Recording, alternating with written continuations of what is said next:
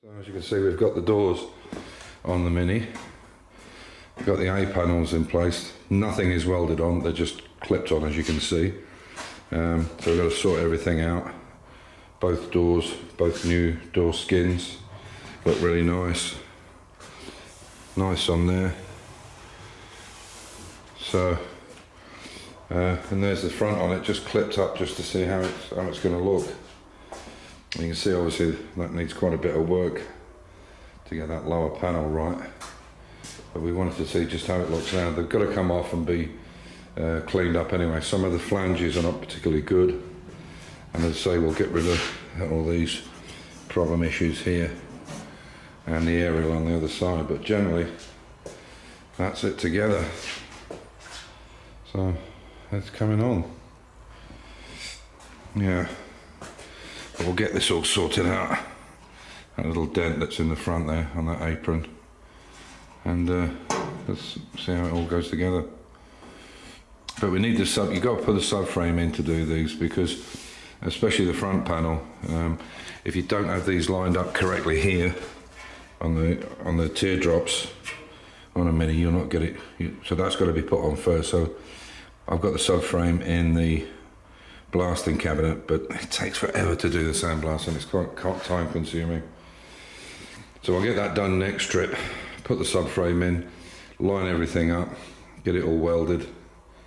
And as you can see, that landing panel fits just under there. So that's why I made it that way. So it will go together, it just needs all straightening up properly.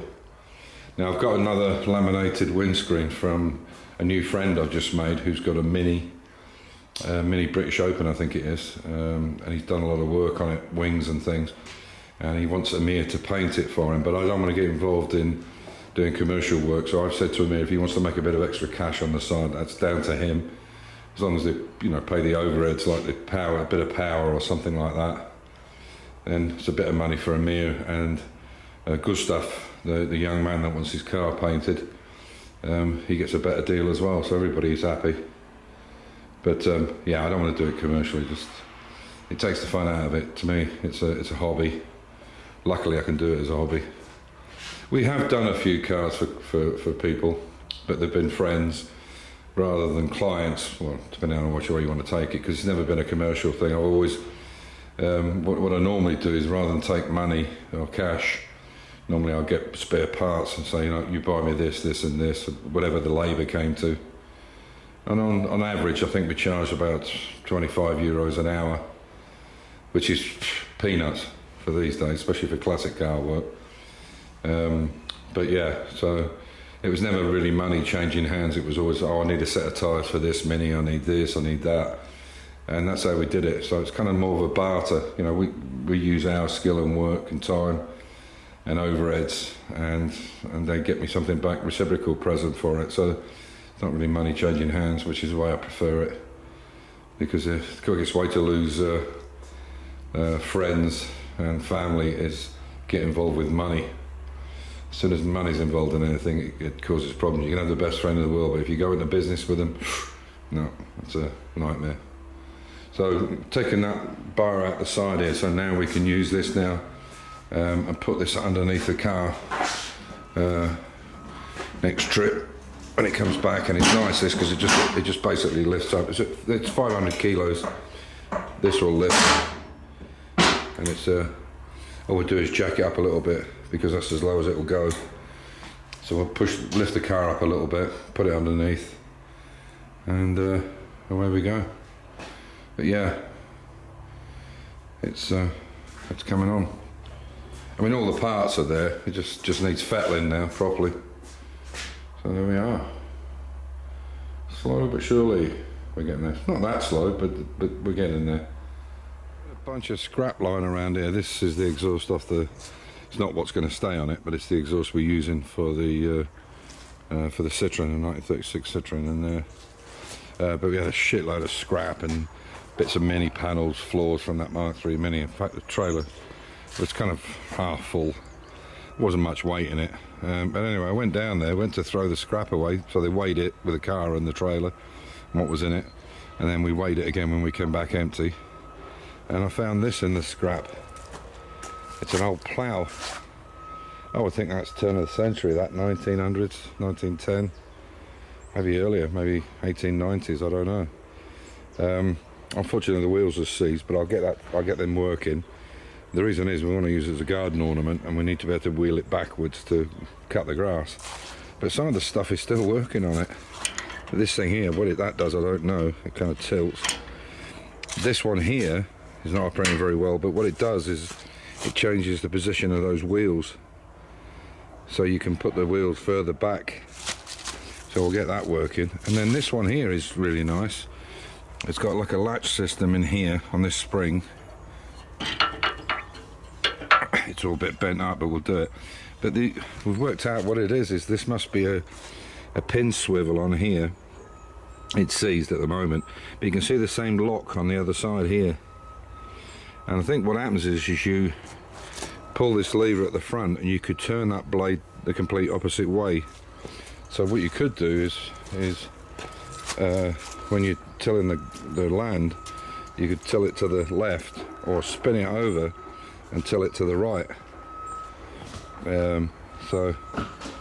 But what it was pulled along by, I have no idea. It must have been pulled along by something. How it was pulled, I don't know. But yeah, I'll tidy it up and get it going.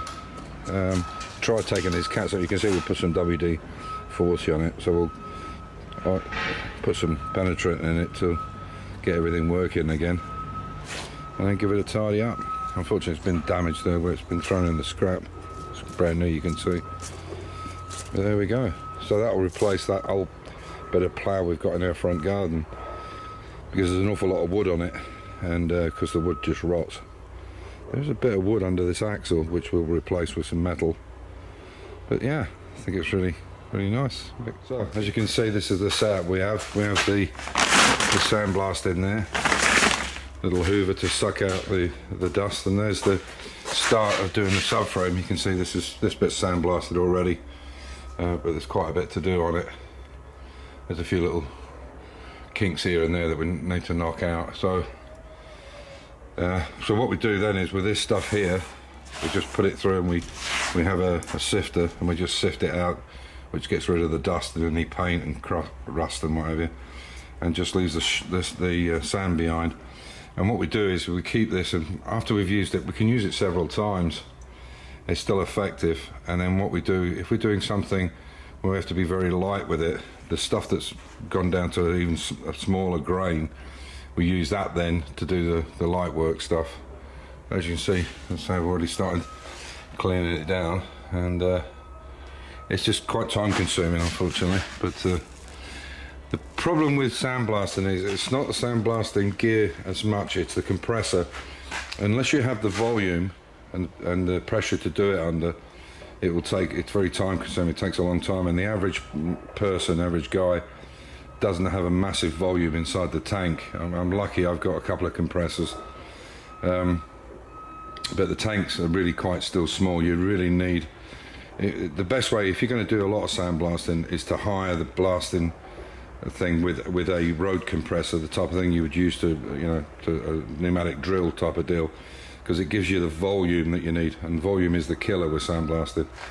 Anyway, like I say, that's coming on. We've had a nice clean up in here, and as I said, we're so lucky that it fits perfectly on this trailer. And this trailer was made long before this old shower unit came out of the house, so we just have to be dead lucky and it worked. But sometimes you have to be lucky in this game. So there's all the bits off the Citroen. These are the side steps and everything I made for it. So the front and the rear springs are with a company called Jones's in the UK. I believe they're in Birmingham, and my friend Martin Reed took them there, and apparently they can refurbish them. So that's going to be the next thing. So engine's all running beautifully, gearbox is good, little 3-speed, radiator's not been reconditioned, not by me, it was already in that condition. And so once we get the springs back on, we'll work out what shocks we need for it, and we can start really working on this and getting once the body comes off, we'll do all the metal work, finish up all the metal work properly. I just wanted the basics of it. then because it bolts on, I can take the cab off and really make a nice job before it's painted. So that base isn't finished yet, it's just the base coat on it, red. And these black bits here is where I put the screws in to support it. So I'll clean them off tomorrow, repaint it. It's the same colour, as near as damn it, the same colour as the top. And then what I've done here is this door was very quite weak, and there's a lot of movement in it. So I put these in it. I've PVA glued these wooden structures into it, and now you can see it's a lot sturdier than it was. And that'll be used as the interior of it. And yeah, so I've just got to work out exactly what height it needs to be, so it's not and I think because the frame is quite weak without this door on it being permanently bolted in, what I'll do is internally I'll put a structure inside it internally so I can actually hold it onto the base. The base is not even on it yet properly anyway, so as you can see here, so that's got to be screwed down, and then we'll go from there. But this is a lot better than it was. This was really flimsy. It's flimsy now, but nothing compared to the way it was originally. So yeah, as I say, I'll put something inside, some metal work inside to just stiffen the whole thing up, and then yeah, and get it in the right position, screw it down to the base, and then I can start looking at putting all the bits back on it, the pump handle, and see all this stuff, it's all coming off. It's just plastic, but I knew this. Oh, it doesn't actually turn. I'll put them on better bolts because it's not good the way it is at the moment. It's all just stuck in with glue, as you can see there, just blobs of it. So I'll put all these things in a bit better and make these better as well. We bolt them in somehow. There we are. It's something that's coming together slowly but surely, and hopefully it looks even better. It's not lined up yet, and I've put these underneath it just to give a little lift to the back of it to lift that door open. But I'll put spacers under the back. I'll make a nice plywood spacer to go underneath it, and then use it to secure it to the base, to the wooden base. There we are. On that note, as usual, stay safe, keep the faith, enjoy your hobby, whatever that might be, and we'll catch you in the next one.